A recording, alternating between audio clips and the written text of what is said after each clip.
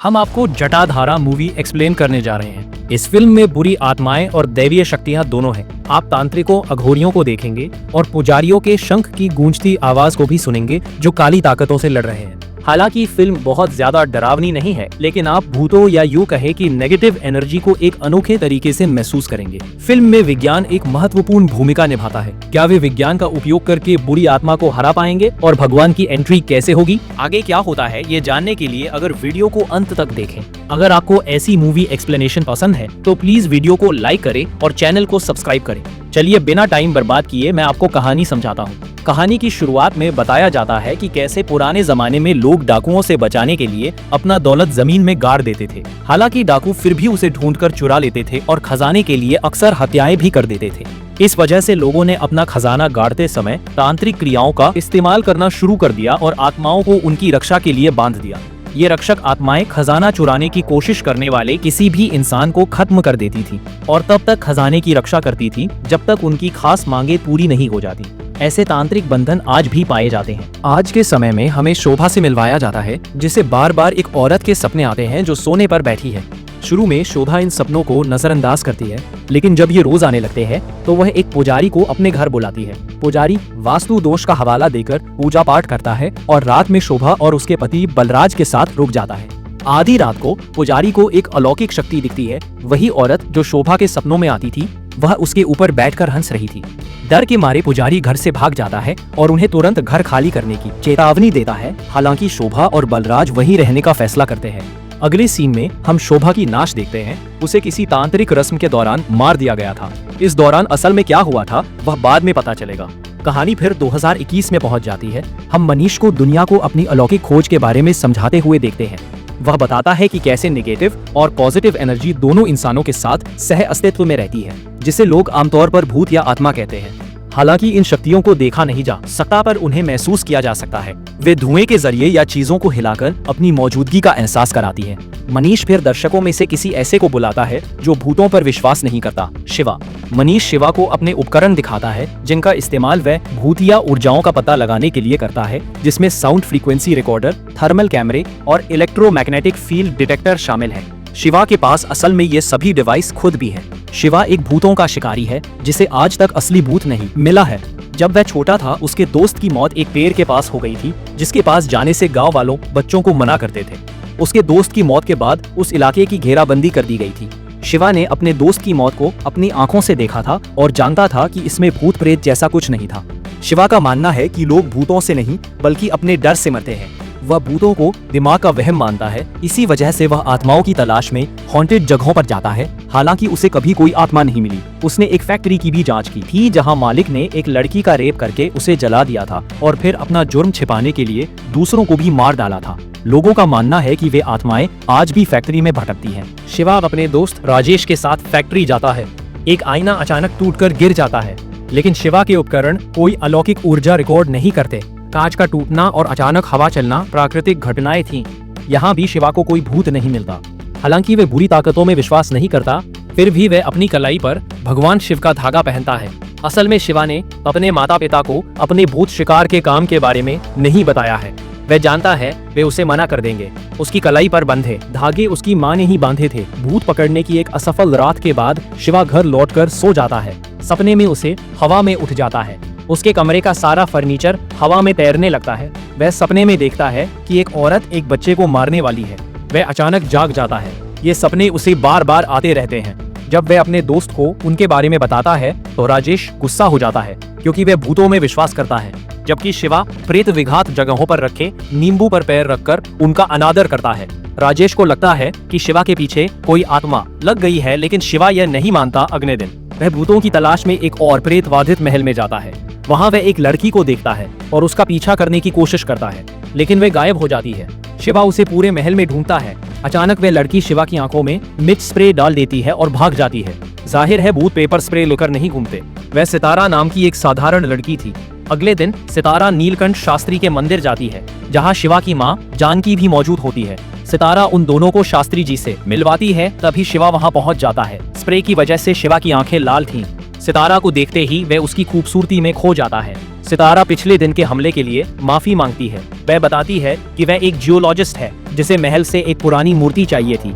जब चौकीदार ने उसे अंदर जाने से मना कर दिया तो वह छिपकर अंदर घुस गई। शिवा और उसके दोस्त को देखकर उसने सोचा वह चौकीदार के आदमी हैं और आत्मरक्षा में हमला कर दिया। सितारा की खूबसूरती ने शिवा को निशब्द कर दिया था। उसने उसे अपने काम के बारे में बताता है और वे दोस्त बन जाते हैं और नियमित रूप से फोन पर बात करने लगते हैं। खबर आती है कि मनीष के असिस्टेंट की रहस्यमय तरीके से मौत हो गई है। चूंकि मनीष भूतों पर रिसर्च करता है, उसके असिस्टेंट की रहस्यमय मौत अलौकिक भागीदारी का संकेत देती है। यह खबर सुनते ही शिवा मनीष से मिलने का फैसला करता है। इस बीच एक महिला आत्मा को शिवा का एक ट्रक से एक्सीडेंट कराने की योजना बनाते हुए दिखाया गया है। आत्मा ट्रक ड्राइवर के शरीर में घुस जाती है, लेकिन जैसे ही ट्रक शिवा के पास आता है, एक कुत्ता उसका रास्ता काट देता है, जिससे शिवा रुक जाता है और उसकी जान बच जाती है। आत्मा की कोशिश नाकाम हो जाती है। अगले दिन शिवा मनीष से मिलता है, जो बताता है कि उसका असिस्टेंट एक गांव में गड़े हुए सोने की तलाश में गया था, जिसकी रक्षा आत्माएं करती है। ये आत्माएं इंसानी बलि मांगती है। मनीष शिवा को और जानकारी देने से मना कर देता है क्योंकि वह गांव बहुत खतरनाक है। आत्माओं और इंसानी बलि के बारे में सुनकर सितारा भी शिवा को वहां जाने से रोकने की कोशिश करती है, लेकिन शिवा अब भी इन बातों पर विश्वास नहीं करता। उस रात शिवा को फिर से वही बच्चे वाला सपना आता है, लेकिन इस बार एक आदमी बच्चे को मारने की कोशिश कर रहा है। उसका सपना थोड़ा बदल गया है। अगले दिन मनीष का नया असिस्टेंट पैसों के लिए मान जाता है और शिवा को उस गांव ले जाने की पेशकश करता है।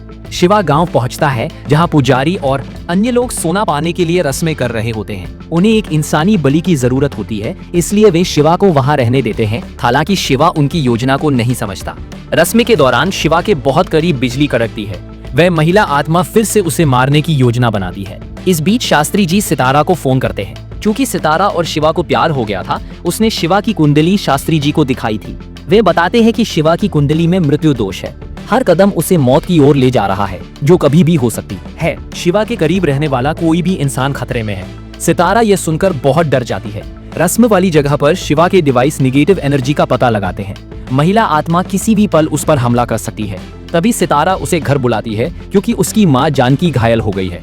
शिवा के माता पिता पुराने दस्तावेज ढूंढ रहे थे जब उनके गैस बर्नर में आग लग गई। गैस लीक मामूली थी, इसलिए चोटें गंभीर नहीं थीं, वरना शिवा के माता पिता की मौत हो सकती थी।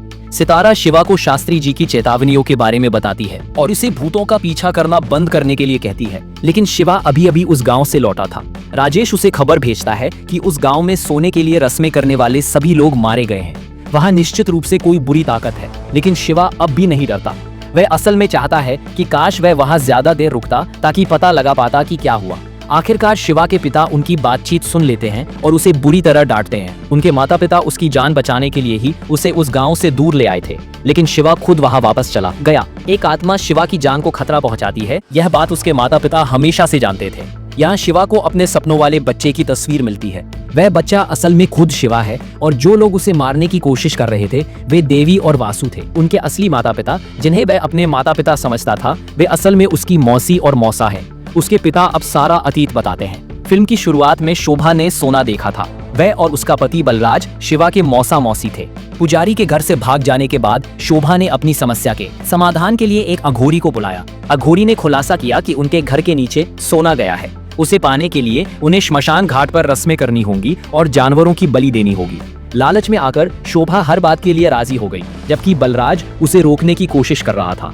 वह सोने के लिए किसी भी हद तक जाने को तैयार थी। रस्म के बाद अघोरी ने बताया कि सोना घर में ठीक कहाँ छिपा है। सोना सिर्फ नीली आंखों वाला कोई व्यक्ति ही देख सकता था। उनका सोफे से कोई रिश्ता होना चाहिए। सोना सिर्फ उन्हें ही दिखाई देगा। आंखों वाली देवी बलराज की बहन थी। देवी उस समय 8 महीने की गर्भवती थी। शोभा ने उनसे झूठ बोलकर उन्हें घर की पूजा के लिए बुलाया, यह दावा करते हुए कि देवी के बच्चे पर खतरा है और उन्हें अपने पूर्वजों के लिए एक रस्म करने की जरूरत है। अपने बच्चे की चिंता में देवी और वासु रस्म में भाग लेने के लिए सहमत हो गए। हालांकि रस्म किसी पुजारी द्वारा नहीं बल्कि एक अघोरी द्वारा काले कपड़े पहनकर की जानी थी। हालांकि वासु और देवी को कुछ गलत लगा, लेकिन उन्होंने भरोसा किया और हिस्सा लिया। रस्म के दौरान देवी को सोने की जगह दिख जाती है। अघोरी उस जगह पर एक मुर्गे की बलि देता है और काला जादू में इस्तेमाल होने वाली चीजें रखता है। जल्द ही शोभा को काली परछाइयां दिखने लगती हैं जो उन चीजों को खा रही थीं। यह संकेत था कि बुरी आत्मा बलि से खुश थी। अचानक देवी को लेबर पेन होने लगता है। ये डिलीवरी का समय था, जबकि शोभा और बलराज आत्मा को खुश करने में व्यस्त थे। वासु पास की एक औरत को देवी की डिलीवरी वहीं कराने के लिए बुला लाता है। इस बीच खजाने की आत्मा जमीन से निकलती है हंसते हुए और ज्यादा बलियों की मांग करती है। अघोरी बकरी और भैंस की बलि देता है, लेकिन उनका खून पीकर भी आत्मा संतुष्ट नहीं होती। खजाने की आत्मा इंसानी बलि मांगती है और वह बलि थी नवजात बच्चा। शिवा, देवी और वासु अपने बच्चे के साथ भागने में कामयाब हो जाते हैं, जिससे आत्मा क्रोधित हो जाती है। अपने गुस्से में वह अपनी प्यास बुझाने के लिए बलराज, शोभा और अघोरी को मार डालती है। फिर भी संतुष्ट न होकर वह गांव वालों को मारना शुरू कर देती है, जिससे वे गांव छोड़कर भाग जाते हैं। इस हंगामे से दूर वासु और देवी शिवा के साथ खुशी से रहते हैं। हालांकि खजाने की आत्मा देवी के शरीर में घुस जाती है और उसे शिवा को मारने के लिए मजबूर करती है। वासु देवी को होश में लाता है, जिससे शिवा बच जाता है। आत्मा फिर वासु के शरीर में घुसकर शिवा को मारने की कोशिश करती है, लेकिन देवी उसे रोक देती है, यह महसूस करते हुए कि वे अपने बच्चे के लिए खतरा बन गए हैं। वासु और देवी शिवा की रक्षा के लिए खुद को कुर्बान कर देते हैं। तब से शिवा अपनी मौसी और मौसा के साथ रहता है। शिवा अब अपने असली माता पिता के घर जाता है ताकि उनकी आत्माओं से बात कर सके। उसके डिवाइस वासु और देवी की उपस्थिति संकेत देते हैं आखिरकार शिवा को आत्माएं मिल ही गई, उनके अपने माता पिता की। वे सभी शास्त्री जी के पास जाते हैं, जो बताते हैं कि खुद मृत्यु शिवा के पीछे है, लेकिन उसके माता पिता की आत्माओं ने हमेशा उसकी रक्षा की है। उन्हें अभी तक शांति नहीं मिली है और जब तक शिवा की जान का खतरा खत्म नहीं हो जाता, वे भटकती आत्माएं ही रहेंगी। शास्त्री जी बताते हैं कि इतने सालों में खजाने की आत्मा बहुत शक्तिशाली हो गई है। वह अगले महीने के चंद्र ग्रहण तक अपना लक्ष्य हासिल कर लेगी। केवल शिवा ही उसे रोक सकता है और समय निकलता जा रहा है, क्योंकि उस दिन वासु और देवी भी उसकी रक्षा नहीं कर पाएंगे। शिवा खजाने की आत्मा का मुकाबला करने के लिए साइंस और तंत्र विद्या को मिलाता है, जिसमें मनीष और शास्त्री जी उसकी मदद करते हैं। मनीष विभिन्न धातुओं के गुणों की व्याख्या करता है जो ऊर्जा उत्पन्न करते हैं, जिससे शिवा को वायरलेस ऊर्जा ट्रांसफर के लिए एक टेस्ला कॉइल डिवाइस बनाने में मदद मिलती है। शिवा जानता है कि ऊर्जा चाहे नेगेटिव हो या पॉजिटिव, उसे खत्म नहीं किया जा सकता, लेकिन उसे न्यूट्रलाइज किया जा सकता है। उसकी योजना आत्मा की नेगेटिव एनर्जी को पॉजिटिव एनर्जी से बेअसर कर देने की है। डिवाइस तैयार होने के साथ उन्हें पॉजिटिव एनर्जी की जरूरत होती है। शास्त्री जी मदद करते हैं। वे बताते हैं कैसे मंदिर के मंत्र पॉजिटिव एनर्जी पैदा करते हैं। जब ध्वनि तरंगे देवता की मूर्तियों से टकराकर परावर्तित होती है। वह बताते हैं कैसे अरुणाचल में मुख्य शिवलिंग की उत्पत्ति के दौरान उसके चारों ओर 8 शिवलिंग स्थापित किए गए थे, ताकि पॉजिटिविटी बनी रहे। शास्त्री जी आत्मा के चारों ओर इसी तरह 8 शिवलिंग स्थापित करने की योजना बनाते हैं। हालांकि शिवा की योजना तैयार है, लेकिन उसके माता पिता की आत्माएं उसे रोकने की कोशिश करती है। वे उसे गाँव वापस न जाने का वादा करने के लिए कहती है और खतरे की चेतावनी देती है। शिवा उन्हें समझाता है कि वह कहीं भी खतरे में है, लेकिन उसे अपनी चिंता से ज्यादा अपने माता पिता की चिंता है। वह उनकी आत्माओं को शांति दिलाने और पुनर्जन्म लेने में मदद करना चाहता है, इसलिए वे उसे जाने देते हैं। चंद्र ग्रहण के दिन मनीष आत्मा की उपस्थिति का पता लगाने और चेतावनी देने के लिए हर जगह कैमरे और डिवाइस लगा देता है। शास्त्री जी अन्य भक्तों के साथ हवन और इसमें शुरू करते हैं। शिवा को आत्मा के इलाके में अकेले ही अष्टलिंग स्थापित करने होते हैं। वह 2 शिवलिंग स्थापित करने में कामयाब होता है। तभी खजाने की आत्मा प्रकट हो जाती है। उस दिन देवी के गर्भ में होने के कारण शिवा उस आत्मा को तब भी देख सकता था और अब भी देख सकता है। आत्मा हंसती है, उसकी बलि देने की योजना बनाती है, जबकि शोभा, बलराज और अघोरी की आत्माएं शिवा पर हमला करती है, उसे बलि चढ़ाने की कोशिश करती है। केवल शिवा ही उन्हें देख सकता था और वह अकेले उनसे नहीं लड़ सकता था। शास्त्री जी की प्रार्थना और शंख की ध्वनि उन बुरी आत्माओं को भगा देती है, जिससे शिवा फिर से शिवलिंग स्थापित करने लगता है। खजाने की आत्मा शिवा के शरीर में घुस जाती है, जिससे वह खुद को नुकसान पहुंचाने लगता है और अपना ही खून पीने लगता है। वासु और देवी की आत्माएं प्रकट होती हैं और शिवा को आत्मा के चंगुल से छुड़ाती हैं। वापस कंट्रोल में आने पर शिवा शिवलिंग स्थापित करना जारी रखता है। आत्मा शारीरिक रूप से शिवा से लड़ती है, जो उसके हमलों से अपना बचाव नहीं कर पाता। भ्रम पैदा करके वह आत्मा शिवा के ही हाथों उसकी मौत का कारण बन जाती है। 8 शिवलिंग स्थापित होते ही पॉजिटिव एनर्जी पैदा होती है, जिससे भगवान शिव कैलाश पर्वत पर शिवा की आत्मा के साथ दिखाई देते हैं। शिवा तांडव नृत्य करता है, जिससे भगवान शिव प्रसन्न होते हैं और उसे वापस पृथ्वी पर भेज देते हैं। होश में आने पर शिवा त्रिशूल से उस खजाने की आत्मा को मार डालता है। आत्मा गायब हो जाती है और आखिरकार वासु और देवी की आत्माओं को मुक्ति मिल जाती है। सालों बाद किसी और आदमी का खजाने का लालच इंसानी बलि के जरिए उस आत्मा को वापस ले आता है और यही फिल्म एक सस्पेंस के साथ खत्म हो जाती है।